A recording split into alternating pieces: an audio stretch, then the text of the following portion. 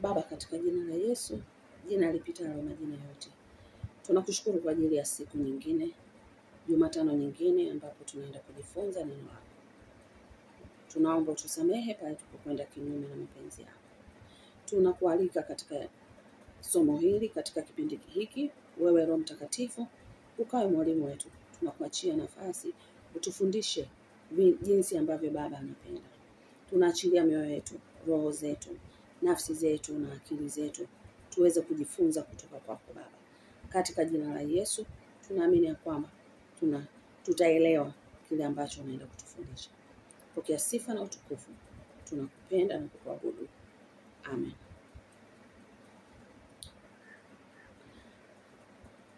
Habari ya Jumatano.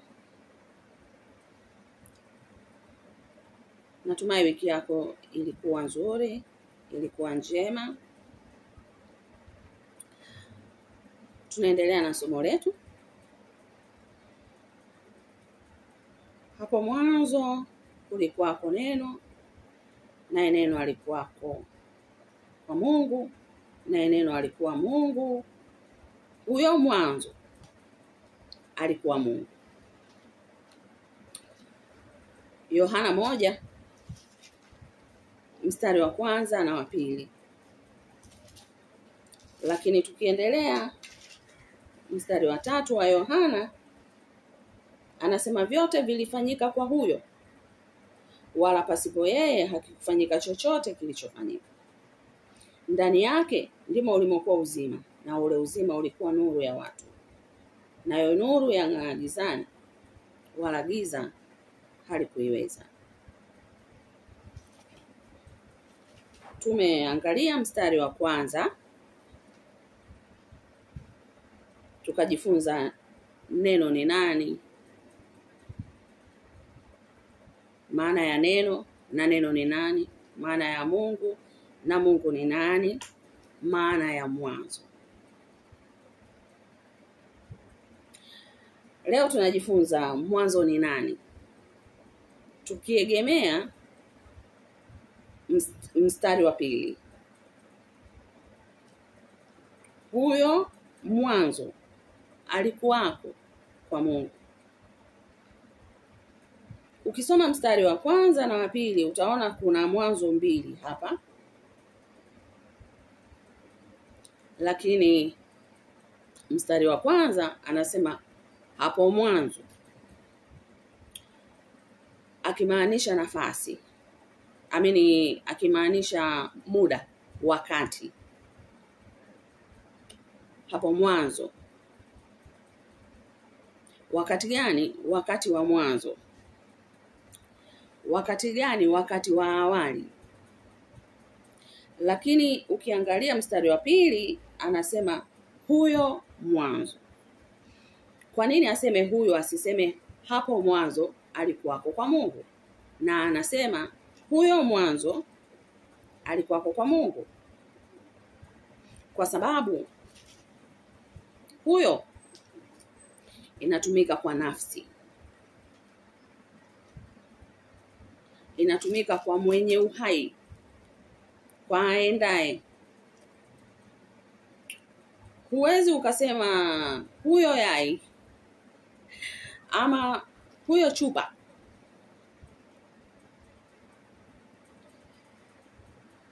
Watabaki wanakushangaa.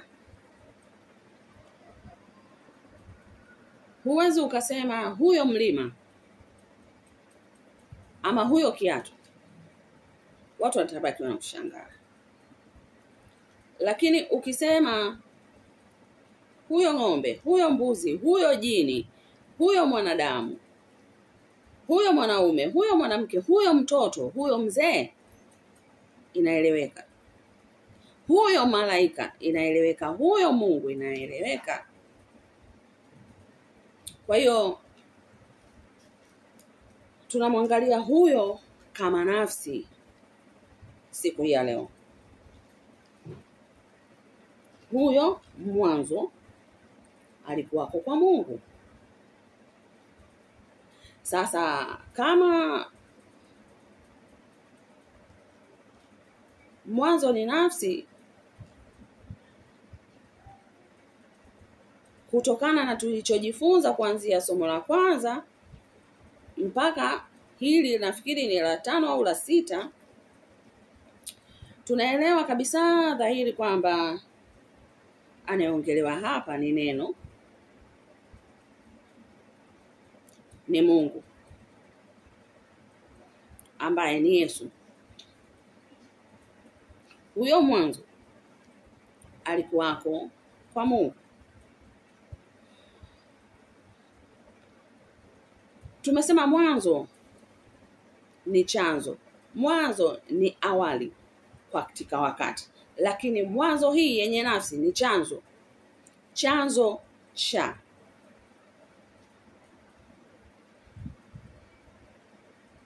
Mwanzo wa uhai.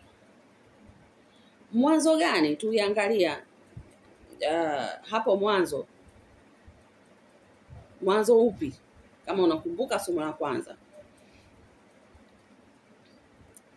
Tukasema kwamba ni mwanzo wa kuumbwa mbingu na nchi.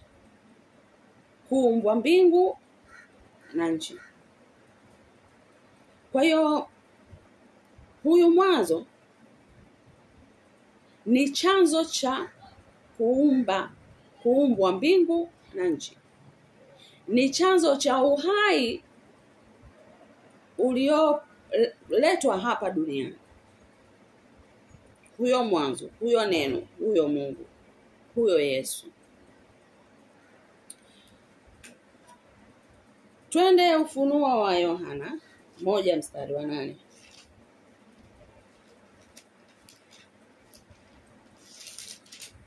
Ufunuo wa Yohana 1:8. Anasema mimi ni Alfa na Omega. Haya ni maneno ya Kigiriki. Mwanzo na mwisho, maneno ya Kiswahili. Anayesema mimi ni Alfa na Omega, mimi ni mwanzo na mwisho, ni nani? Asema Bwana Mungu aliyeko, yani yupo sasa hivi, aliyekuwako kabla ya kuumbwa mbingu na nchi, na atakayekuja duniani, Mwenyezi. Atakayekuja. Sasa hii atakayekuja tutakutana nayo chini tunapoendelea kusoma.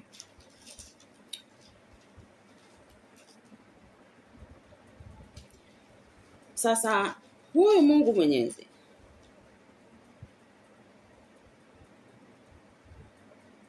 aliyeko na atakayekuja ni nani? Hebu tuangalie Ufunuo wa Yohana tena. Mlango huu wa kwanza, mstari wa 17.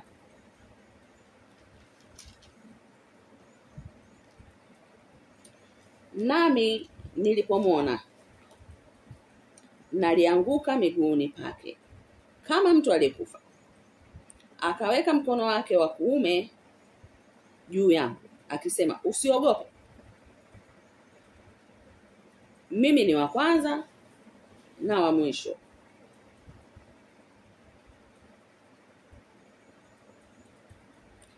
Ukisoma mstari wa 8 anasema mimi ni mwanzo. Ukisoma mstari wa 17 anasema mimi ni wa kwanza.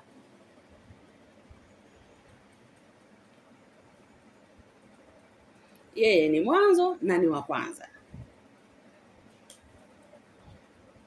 Na aliye hai. Nami nalikuwa nimekufa. Na tazama ni hai hata milele na milele. Nami ninazo funguo za mauti na za kuzimu.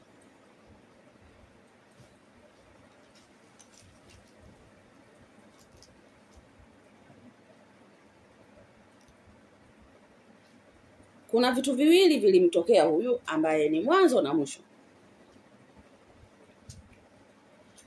Na vitu hivi ni kwamba kufa na kufufuka.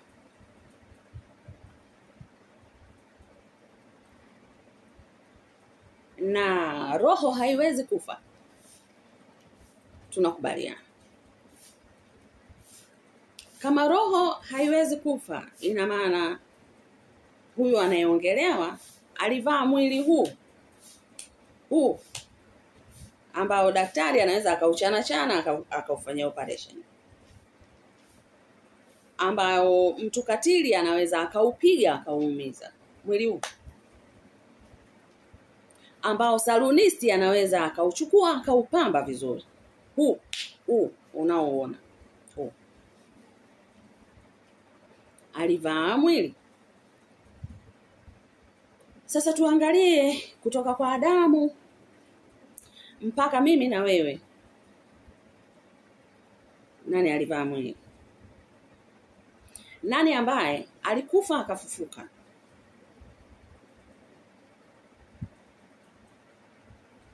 Yaani alikufa na akafufuka na akaishi siku 40 zaidi. Na sio kuishi tu, akaonekana na watu zaidi ya 500. Ni nani? Ni Musa. Musa alikufa akazikwa na Mungu. Ni Elia. Elia alitwaliwa, hakufa, hakuonja mauti, lakini alitwaliwa, yu hai. Lakini huyu ambaye anaongelewa hapa ana sifa mbili. Wengine wote tunakufa, hatufufuki. Tukifa hatufufuki.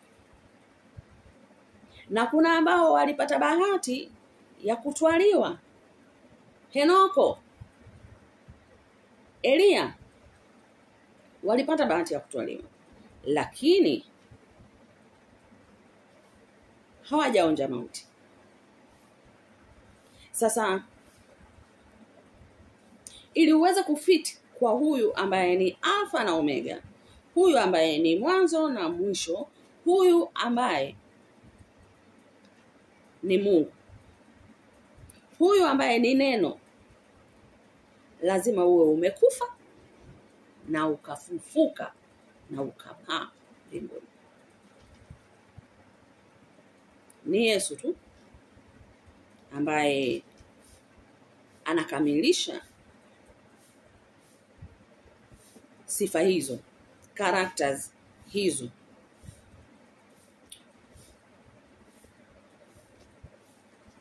Tunazidi kuthibitishiwa na huyu Yohana katika Ufunuo wa Yohana mlango wa 2 mstari wa 8.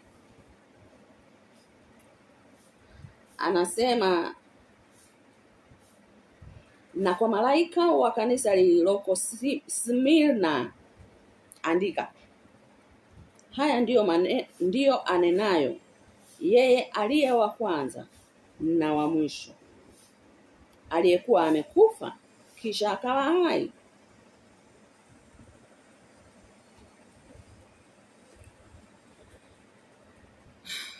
Nikupe kingine. Tulishasoma, tunalisoma tena. Ufunuo wa Yohana 22 mstari wa 13. Na Yohana, mimi ni Alfa na Omega, mwanzo na mwisho, wa kwanza na wa mwisho. Wa kwanza na wa mwisho. Sasa ukisoma kuendelea 14 mpaka huku mbele utaona kuna mahali anasema mimi Yesu.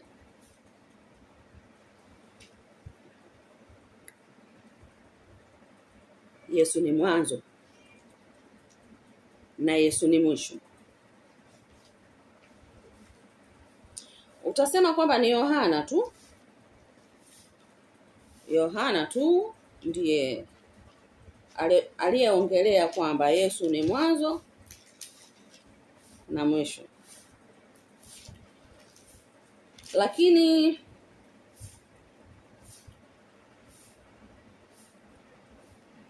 Isaya anasemaje? Alimuitaje Mungu? Ama wakati Mungu anamuonyesha Isaya, anaongea naye, alitumia jina gani? Alitumia nini? Isaya 41 mstari wa 4.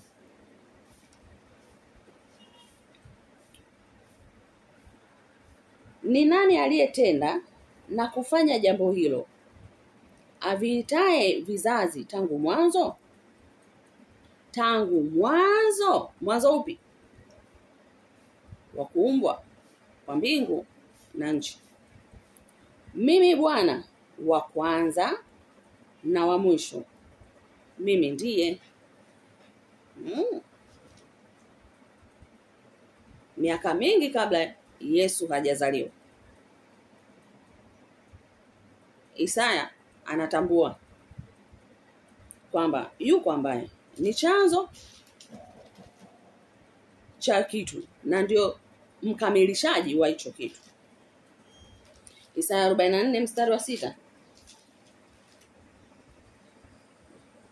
Bwana, mfalme wa Israeli, mkombozi wako, Bwana wa majeshi, asema hivi: mimi ni wa kwanza na mimi ni wa mwisho. Zaidi yangu mimi hapana Mungu. Zaidi yangu mimi hapana Mungu. Mimi niliye wa kwanza na wa mwisho. Zaidi yangu mimi hapana Mungu.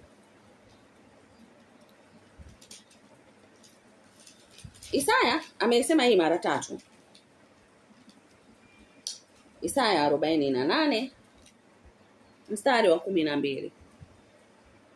Isaya 48 mstari wa 12 anasema, nisikilize mimi, Yakobo na Israeli, niliyekuita. Mimi ndiye. Mimi ni wa kwanza na mimi ni wa mwisho pia.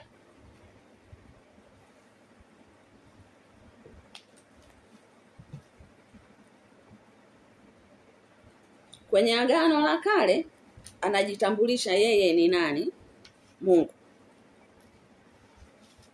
Wa kwanza na wa mwisho. Kwenye Agano Jipya anajitambulisha yeye ni nani? Mungu huyo, wa kwanza na wa mwisho. Na zaidi yake yeye hapana Mungu mwingine. Ni Isaya tu na Yohana ndio waliosema hivyo. Paulo je? Hakusema chochote kuhusu huyu mwanzo. Hebu tumwangalie Paulo akiwaandikia Waebrania mlango wa 13 mstari wa 8. Waebrania 13 mstari wa 8. Yesu Kristo ni yeye yule jana na leo na hata milele.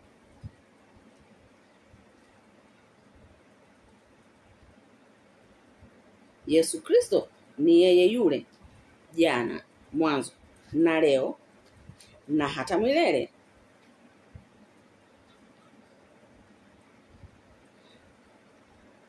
Musa anasemaje?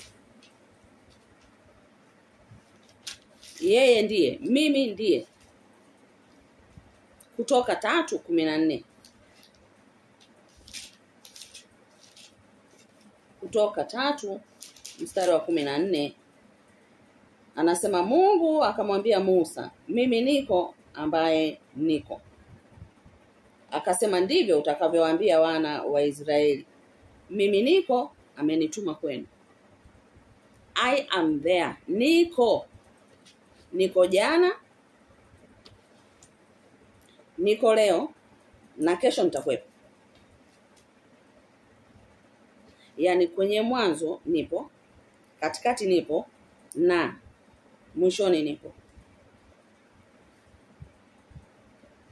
Mwanzo, huyo mwanzo aliyekuwa kwa Mungu, ambaye mstari wa kwanza wa Yohana 1 unatuambia kwamba ndiye neno na ndiye Mungu, ambaye ni Yesu.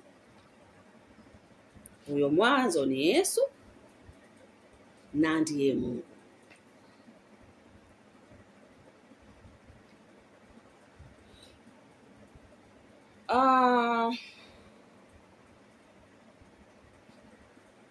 Ushawahi kujiuliza kwa nini Mungu anajiita yeye ni Alfa na Omega? Kwa nini Mungu aseme yeye ni mwanzo na mwisho? Kwa nini Mungu aseme yeye ni wa kwanza na wa mwisho? Kwa nini Yesu ajiite hivyo kwamba mimi ni wa kwanza na wa mwisho? Why?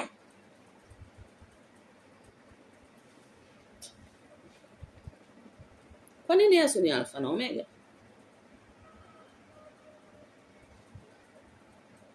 Ukiangalia nosi zote ambazo nimeshakupa, jibu limejificha.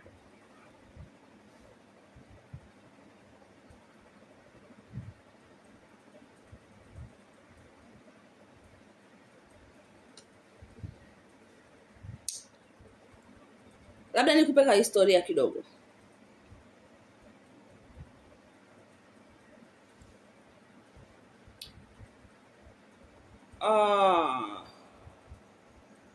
Twende Ufunuo wa Yohana mlango wa 12 mstari wa 7. Ufunuo wa Yohana mlango wa 12 mstari wa 7.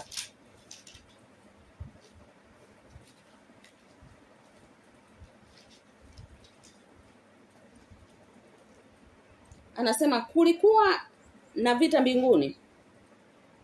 Mikaeli na malaika zake wakapigana na yule joka. Yule joka naye akapigana nao pamoja na malaika zake. Nao hawakushinda. Mstari wa 8. Wala mahali pao hapakuonekana tena mbinguni. Walipelekwa wapi?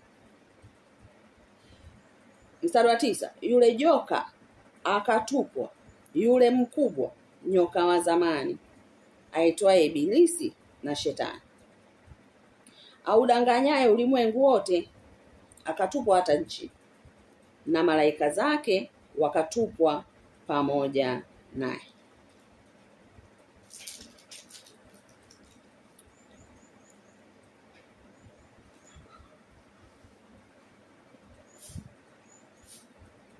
Vita ilianzaje? Kwa sababu Shetani alitaka kuchukua mamlaka ya Mungu. Ile nafasi ambayo alikuwa amepewa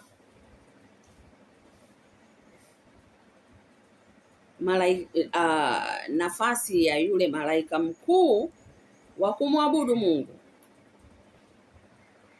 Akasema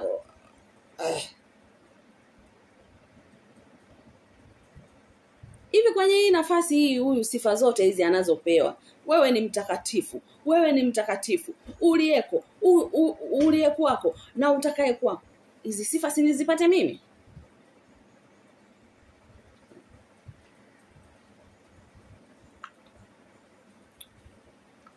Ana mpindua bwana. Hii serikali inaipindua. Mikaeli, malaika kiongozi wa mapigano, wa vita, wa jeshi, wakamshughulikia. Wakasema usituletee ujinga wewe. Yaani hata Mungu akugusi, sisi ndo tutakugusa.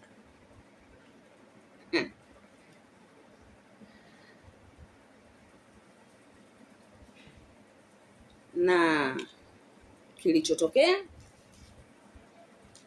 wala mahali pao hapakuonekana tena mbinguni. Mstari wa 8. Lakini kwa nini hapakuonekana tena mbinguni? Kwa sababu waliondolewa mbinguni.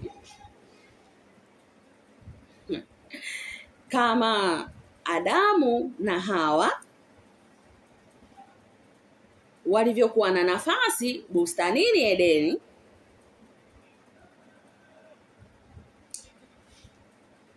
walipomkosea Mungu wakatolewa Edeni, nafasi yao haikuonekana tena.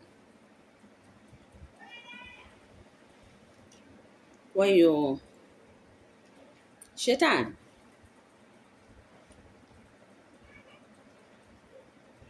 akaondolewa mbinguni. Sasa akapelekwa wapi? Kwa sababu mahali pake hapapo tena duniani, ila yeye yupo mahali pake hapapo, pameondolewa.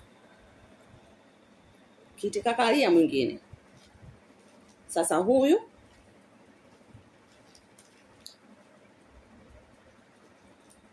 Shetani, huyu ibilisi, huyu joka kubwa la zamani,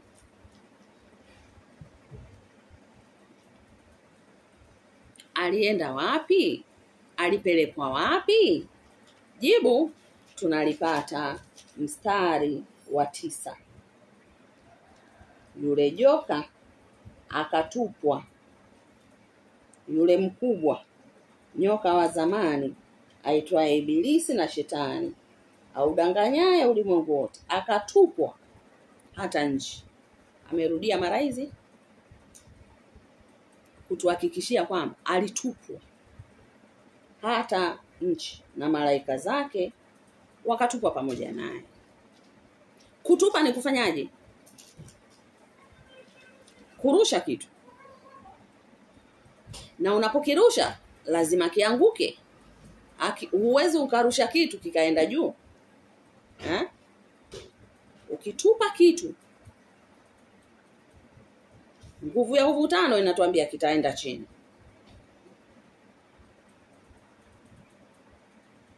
Kwa hiyo akatupwa hata nchi. Nafikiri katika masomo ya mwanzo kuna mahali nilidokeza nikasema malighafi alizotumia Mungu kuumba mbingu na nchi ilikuwa maji, nchi, giza.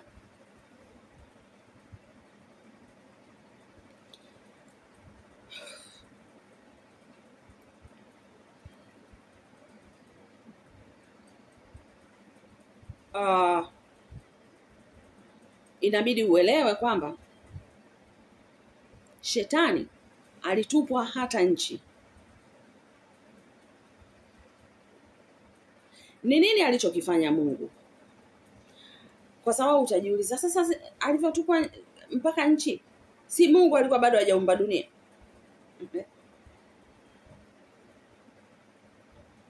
Ukisoma kwenye Kiingereza, Biblia ya Kiingereza inakwambia the world was formless. Formless.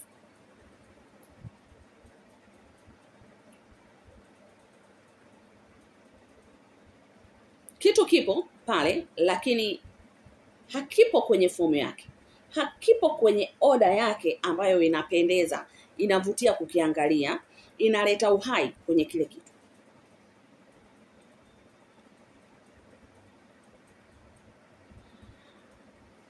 Sasa historia inatuambia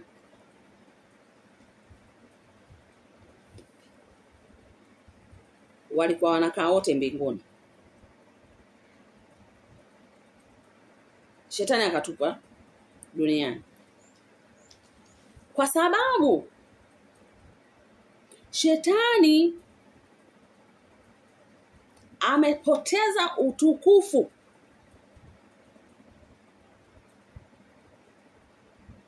Kinyume cha utukufu ni ubaya.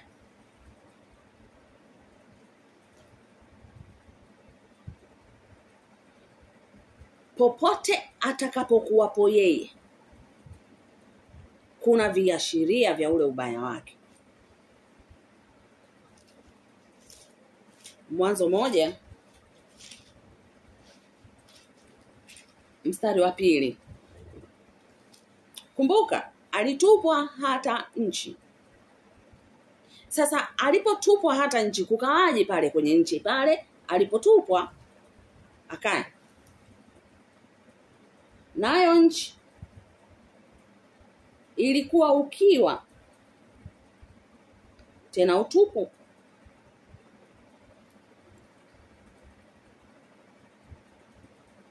Nayo nchi ilikuwa ukiwa tena utupu. Na giza lilikuwa juu ya uso wa vilindi vya maji. Roho ya Mungu ikatulia juu ya uso wa maji.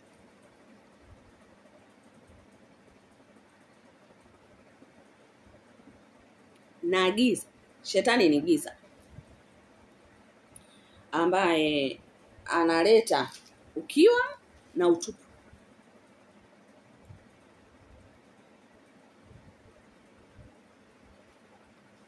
Nafikiri unajua mtu akiwa mkiwa anakuaje. Nafsi ikiwa na ukiwa inakuaje. Nafsi ikiwa na utupu ndani yake inakuaje. Nafikiri unajua. Sasa hicho ndicho ambacho shetani alikileta kwenye dunia. Alikuja nacho. Na ndio sababu ya kufukuzwa.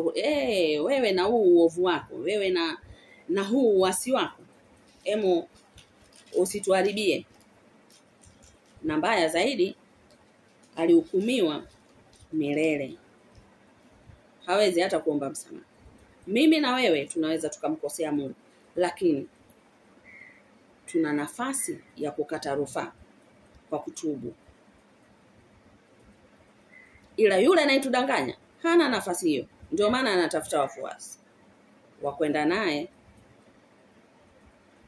kule alikoandaliwa kukaa milele. Ametupwa tu hata nchi, ila kuna mahali anatakiwa afungiwe huko milele, kwa mateso milele. Kwa makini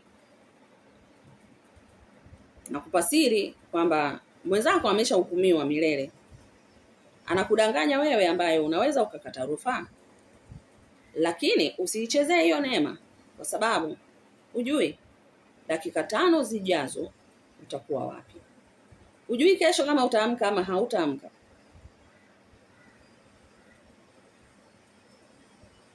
Kwa sababu hatuna mkataba na Mungu.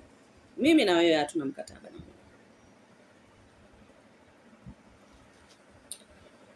So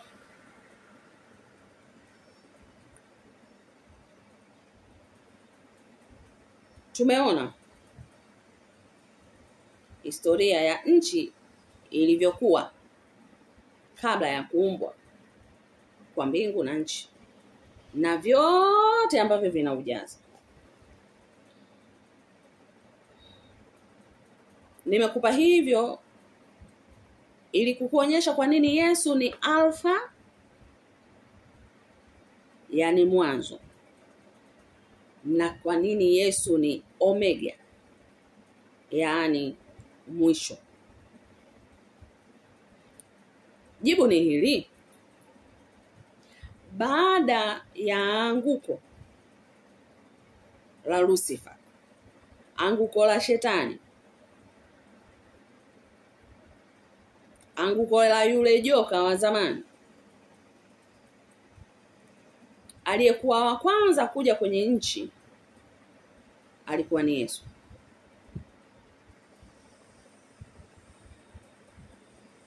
Aliyekuwa narudia, baada ya lile anguko la Ibilisi, shetani na malaika zake, watumishi wake ambao waliamua kuasi naye, baada ya kutupwa duniani kwenye nchi, aliyekuwa wa kwanza kuja huku kwenye nchi ni Yesu, ni Mungu mwenyewe.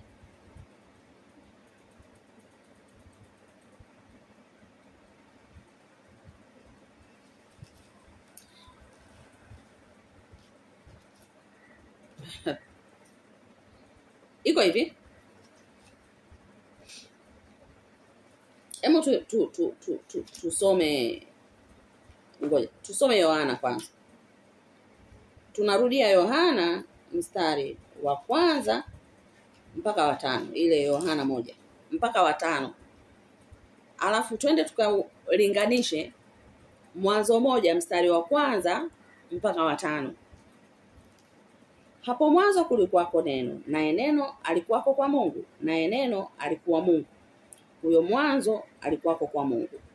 Vyote vilifanyika kwa huyo, wala pasipo yeye hakikufanyika chochote kilichofanyika. Ndani yake ndimo ulimokuwa uzima, na ule uzima ulikuwa nuru ya watu. Nayo nuru yang'aa gizani, wala giza halikuiweza. Yohana 1 mstari wa kwanza mpaka wa 5. Lakini Mwanzo 1 Musa anatuambiaje? Hapo mwanzo Mungu aliziumba mbingu na nchi. Nayo nchi ilikuwa ukiwa, tena utupu, na giza lilikuwa juu ya uso wa vilindi vya maji. Roho ya Mungu ikatulia juu ya uso wa maji.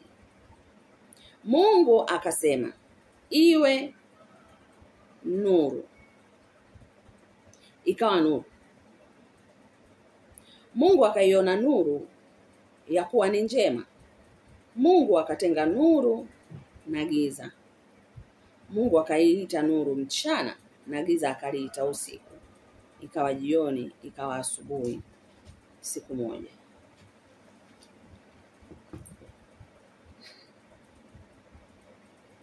Hebu tusome mstari wa 10 mpaka wa 14.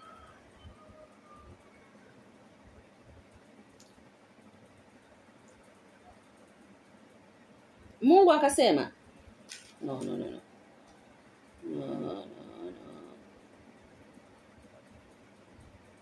Mstari wa 14. Mungu akasema, na iwe mianga katika anga la mbingu,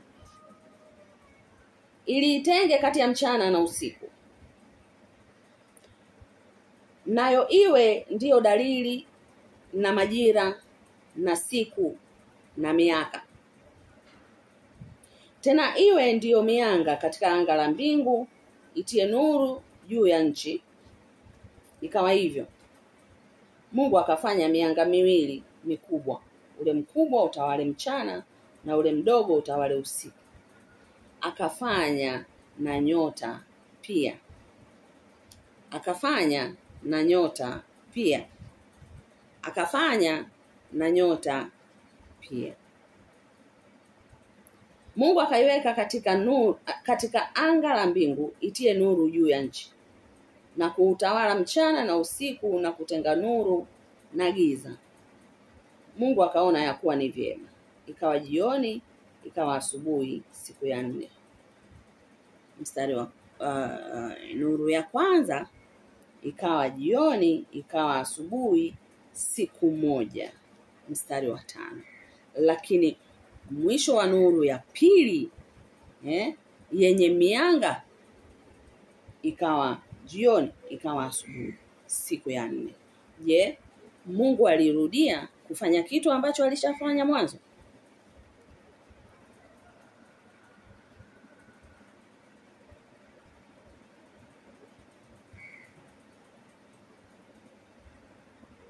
Anamaanisha nini hapa? Kwa nini kuwe na nuru mbili tofauti?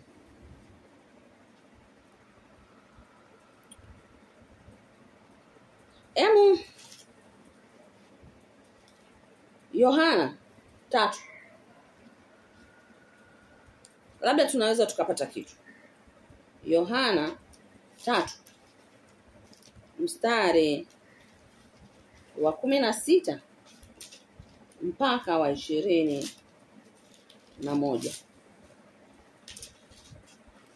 Anasema kwa maana jinsi hii Mungu aliupenda ulimwengu hata akamtoa mwanawe pekee ili kila mtu amwaminie asipotee bali awe na uzima wa milele. Maana Mungu hakumtuma mwana ulimwenguni ili auhukumu ulimwengu bali ulimwengu uokolewe katika yeye. Amwaminie yeye hahukumiwi, asiyeamini amekwisha kuhukumiwa kwa sababu hakuliamini jina la mwana pekee wa Mungu. Na hiyo ndiyo hukumu ya kuwa nuru imekuja ulimwenguni na watu wakapenda giza kuliko nuru, kwa maana matendo yao yalikuwa maovu. Kila mtu atendaye mabaya huichukia nuru wala haji kwenye nuru, matendo yake yasije akakemewa. Bali yeye aitendaye kweli huja kwenye nuru ili matendo yake yaonekane wazi ya kuwa yametendwa katika Mungu.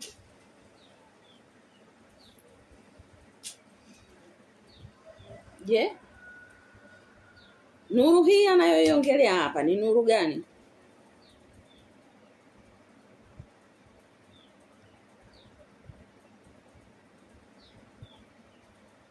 Nuru ya Mwanzo 1 mstari wa 3 mpaka wa 5.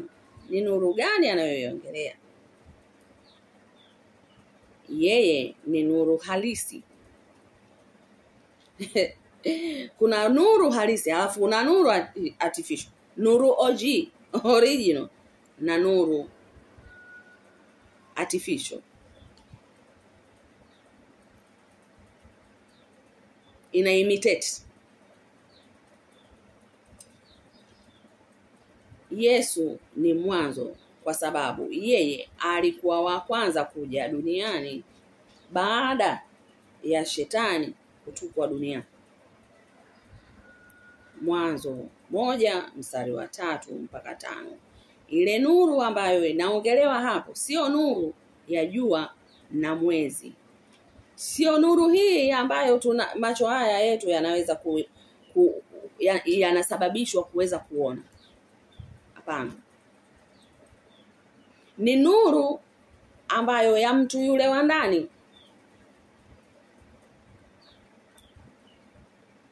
Kwa sababu Yesu ni nuru halisi ambaye humtia nuru kila aemwendeaye. Kila anayemkiri Yesu kuwa ni Bwana na Mwokozi wa maisha yake, na yeye anatiwa nuru.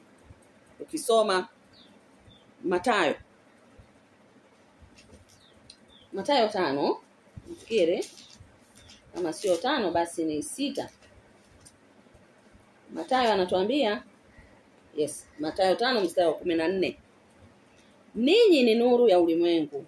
Mji hauwezi kusitirika ukiwa juu ya mlima, wala watu hawawashi taa na kuiweka chini ya pishi, bali juu ya kiango, nayo yawaangaza wote waliomo nyumbani. Vivyo hivyo nuru yenu na iangaze mbele ya watu. Utajuaje nuru yako inaangaza mbele ya watu? Ni hapa: wapate kuyaona matendo yenu mema, wamtukuze Baba yenu aliye mbinguni. Nuru ambayo inaongelewa hapa Mwanzo 1 mstari wa 3 mpaka wa 5 ni Yesu. Ni wema wa Mungu. Kumbuka, chini ya vilindi vya bahari, kwa mtu ambaye amewahi kufika chini ya bahari atanielewa zaidi. Na kwa wewe ambaye umewahi kuona bahari kule chini ilivyo kupitia video, picha mjongeo, nafikiri utanielewa pia. Kule chini ya bahari kuna udongo kama huku juu ya bahari. Chini ya bahari kuna udongo kama juu ya bahari, kama nchi kavu basi niseme. chini ya bahari kuna udongo kama nchi kavu.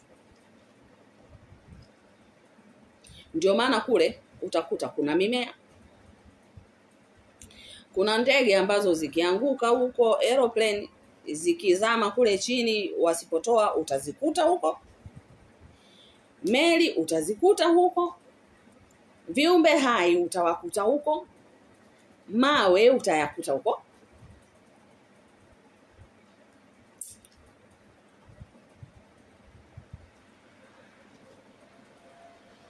Kwa sababu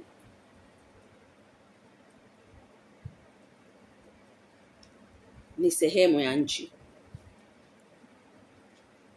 Na unaposikia neno vilindi vya maji, ni kile kina kutoka juu ya bahari, kutoka usawa wa bahari, maji yanapoishia, sawa, unaweza kuyashika hivi ukayachezea, mpaka kule kwenye ardhi, ndio kina cha maji. Ambapo kule chini kwenye ardhi ndio vilindi. Sasa nayo nchi ilikuwa ukiwa tena utupu, na giza lilikuwa juu ya uso wa vilindi vya maji. Shetani ndipo alipotupwa chini.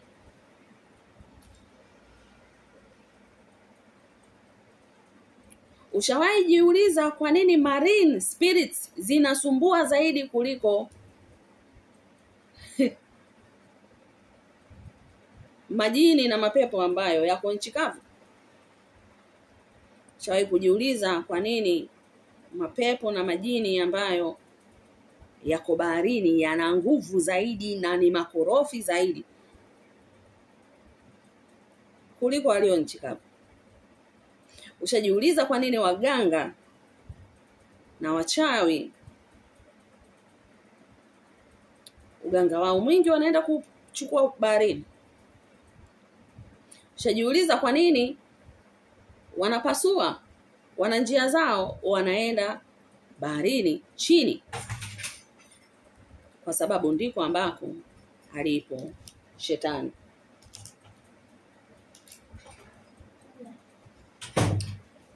Ndiko ambako alipo shetani. Ndiko ambako shetani alikotupwa.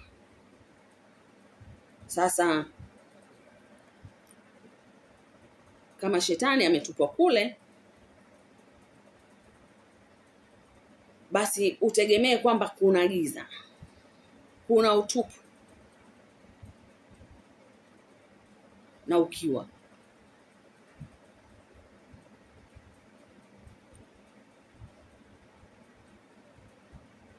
Yohana 1 mstari wa 5 hadi wa 9.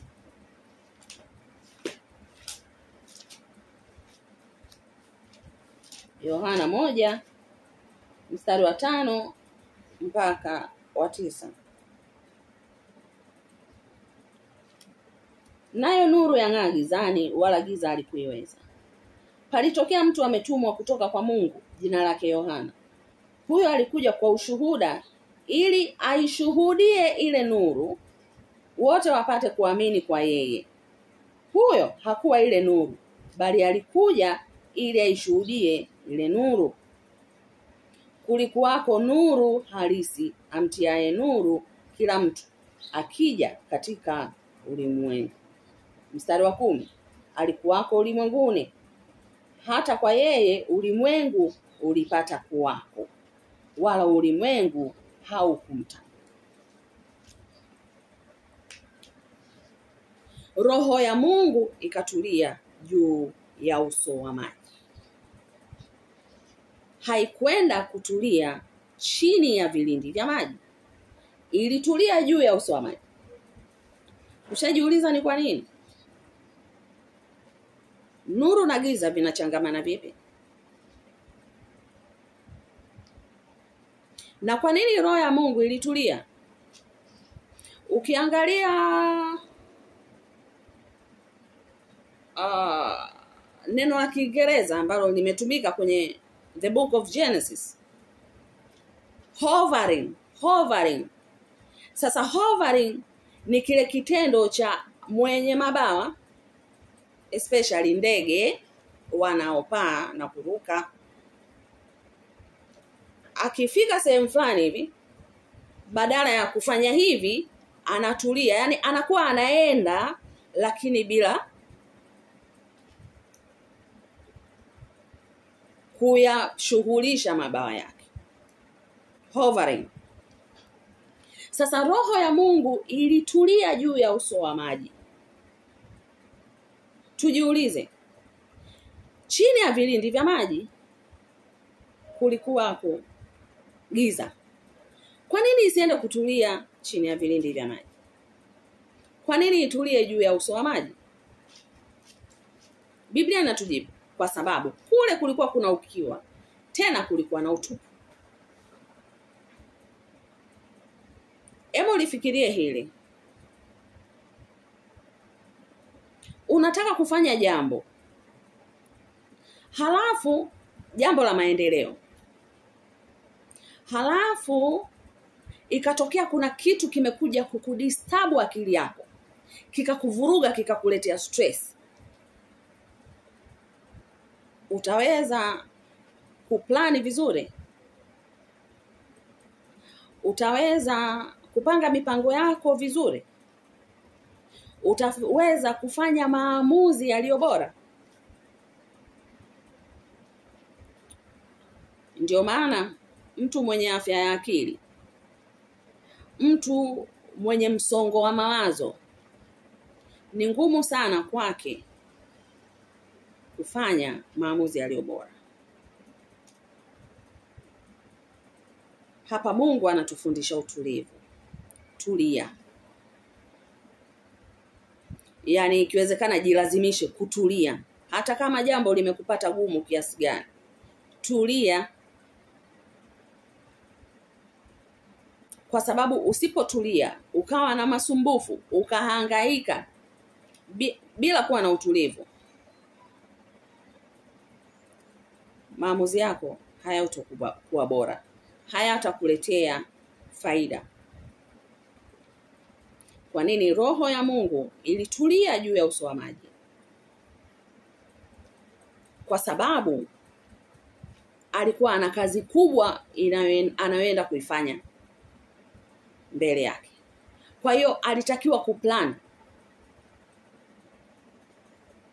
Kwa siku zote hizi 6 nitakazokuwa ninafanya kazi, nitaanza na A, nitaishia na Z.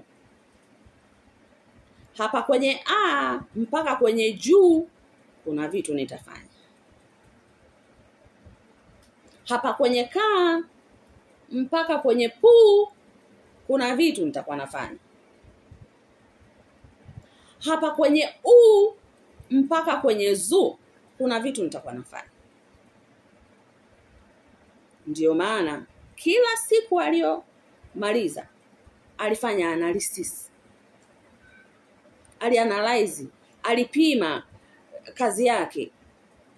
Je, ndivyo kama nilivyo plani? Mungu akaona kuwa ni chema. It was perfect. It was good, best. Kwa hiyo kwa nini Yesu ni mwanzo na mwisho, Alfa na Omega? Ni kwa sababu yeye alikuwa wa kwanza kuja duniani kabla ya mwingine yoyote, baada ya kumwangusha shetani duniani kwenye nchi. Kwa nini? Kwa sababu alitaka kuestablish ufalme wake pia. Anasema mbingu ni mahali pangu pa kuketi, ni kiti changu cha enzi,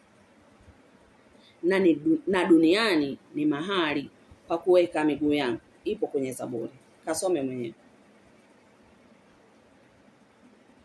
Kwa hiyo kwa nini nuru hii ya kwanza anayoongelea Mungu ni kuja kuestablish ufalme wake? Ndio maana kuna mahali anasema nuru, nayo nuru yang'aa gizani, nalo giza halikuiweza. Yaani ni kama vile Mungu alikuja kumtambia shetani, nimekufukuza duniani na huku mbinguni na hautapumzika.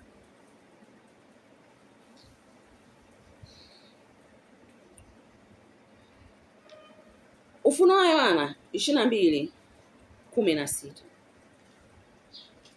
Ufunuo wa Yohana 22 mstari wa 16. Anasema, mimi Yesu nimemtuma malaika wangu kuwashuhudia ninyi mambo hayo katika makanisa. Mimi ndimi niliye shina na mzao wa Daudi, ile nyota yenye kung'aa ya asubuhi. Kuna mahali nimesoma afu nikarudia, akaumba na nyota pia. Unakumbuka? Mwanzo 1 mstari wa 16, Mungu akafanya mianga miwili mikubwa, ule mkubwa utawale mchana na ule mdogo utawale usiku. Akafanya na nyota pia. Nimerudia mara 3, nilikuwa na sababu.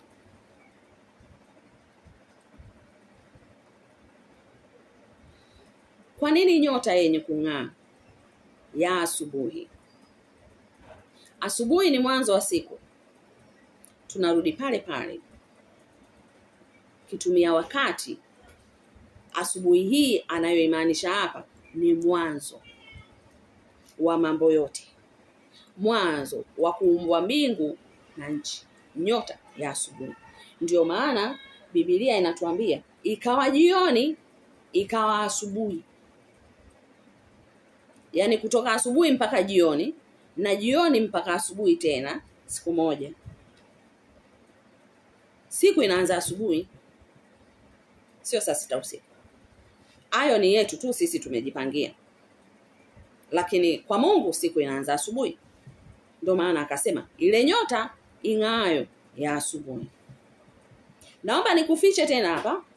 Kwa nini ile nyota? Kaumba jua litawale mchana, mwezi utawale usiku. Kwa nini nyota? Zina kazi gani nyota? Ni somo jingine, ni pana.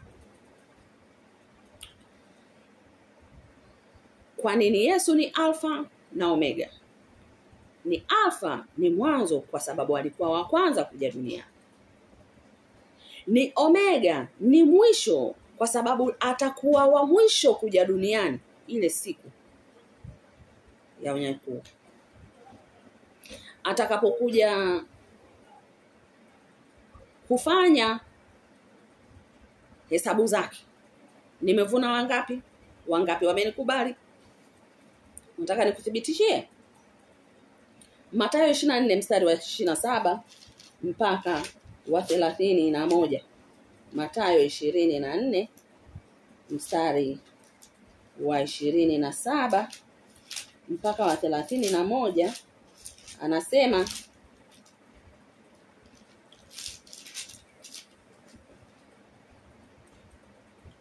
kwa maana kama vile umeme utokavyo mashariki ukaonekana hata magharibi, hivyo ndivyo kutakavyokuwa kuja kwake Mwana wa Adamu. Kwa kuwa popote ulipo mzoga ndipo watakapokusanyika tai. Lakini mara baada ya dhiki ya siku zile, jua litatiwa giza na mwezi hautatoa mwanga wake na nyota zitaanguka mbinguni na nguvu za mbinguni zitatikisika. Ndipo itakapoonekana ishara yake Mwana wa Adamu mbinguni. Ndipo mataifa yote ya ulimwengu watakapomwomboleza, nao watamwona Mwana wa Adamu akija juu ya mawingu ya mbinguni pamoja na nguvu na utukufu mwingi. Baada ya Yesu hakuna mwingine yoyote atakuja duniani.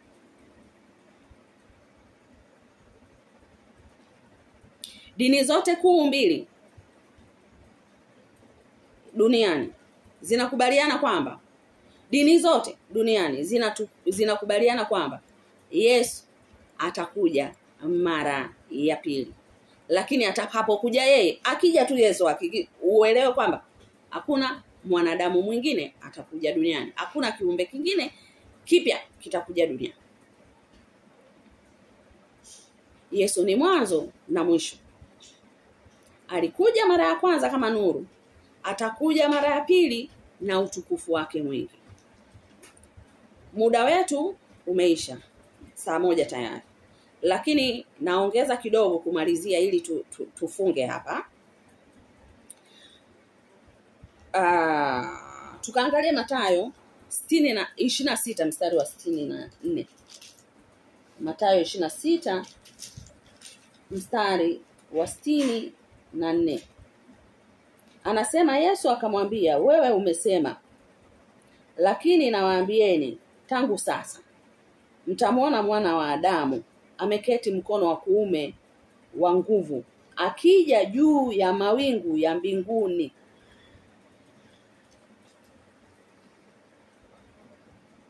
Yesu ni yule mwanzo na Yesu ni mwisho. Tuthibitishe zaidi kwamba Yesu ndio atakuja. Ufunuo wa Yohana 1 mstari wa kwanza, mstari wa 7, Ufunuo wa Yohana 1 mstari wa 7. Anasema, tazama yuaja na mawingu, na kila jicho litamuona, na hao waliomchoma, na kabila zote za dunia wataomboleza kwa ajili yake. Naam, amina.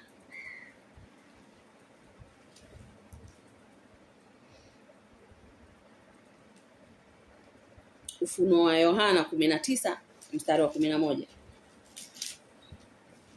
Ufunuo wa Yohana 19 mstari wa 11 anasema, kisha nikaziona mbingu zimefunuka, na tazama farasi mweupe, na yeye aliyempanda aitwaye Mwaminifu na wa kweli, naye kwa haki ahukumu na kufanya vita.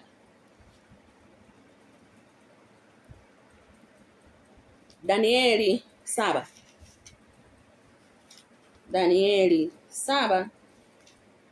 mstari wa 13 na wa 14. Danieli 7 mstari wa 13 na wa 14 anatuambia, nikaona katika njozi za usiku, na tazama mmoja aliye mfano wa mwanadamu akaja pamoja na mawingu ya mbingu, akamkaribia huyo mzee wa siku, wakamleta karibu naye. Mstari wa 14, naye akapewa mamlaka na utukufu na ufalme, ili watu wa kabila zote na taifa zote na lugha zote wamtumikie. Mamlaka yake ni mamlaka ya milele, ambayo hayatapita kamwe, na ufalme wake ni ufalme usioweza kuangamizwa. Yesu ni mwanzo na Yesu ni mwisho. Isaya 9 mstari wa 6 na wa 7. Isaya 9 mstari wa 6 na wa 7 anatuambia, maana kwa ajili yetu mtoto amezaliwa, tumepewa mtoto mwanamume, na uweza wa kifalme utakuwa begani mwake, naye ataitwa jina lake Mshauri wa Ajabu, Mungu mwenye nguvu, Baba wa milele, Mfalme wa amani. Maongeo ya enzi yake na amani hayatakuwa na mwisho kamwe. Katika kiti cha enzi cha Daudi na ufalme wake, kuuthibitisha na kuutegemeza kwa hukumu na kwa haki, tangu sasa na hata milele. Wivu wa Bwana wa majeshi ndio utakaotenda hayo. Hii Alfa na Omega, hii mwanzo na mwisho, inadhihirisha Yesu kuwa neno la Mungu. Hapo mwanzo kulikuwa neno, naye neno alikuwa kwa Mungu, naye neno alikuwa Mungu. Ni kivipi hii mwanzo na mwisho, hii Alfa na Omega, inadhihirisha Yesu kuwa neno la Mungu? Kwa sababu Yesu, of all human beings, Yesu kwa maelfu na maelfu ya miaka alitabiriwa na manabii wengi kwamba atazaliwa. Hata ukiangalia kutoka kwa Isaya mpaka Yesu anakuja kuzaliwa ni miaka mingi sana. si michache, ni vizazi vinapita. Achana na Isaya, mpaka Musa alimtabiri Yesu kuja duniani. Kwa hiyo inadhihirisha Yesu kuwa ni neno la Mungu, kwa sababu alitabiriwa na manabii wengi katika kila kizazi kabla hajazaliwa. Neno la Mungu maana yake ni ahadi ya Mungu. Neno la Mungu maana yake ni alichosema Mungu. Leo uelewe, hapo mwanzo kulikuwa kuna neno, naye neno alikuwa kwa Mungu, naye neno alikuwa Mungu. Kwa nini Yohana alitumia hili neno neno? Ni kwa sababu ya ile ahadi ya kile ambacho Mungu aliahidi atakitimiza kwa ajili ya wokovu wa wanadamu.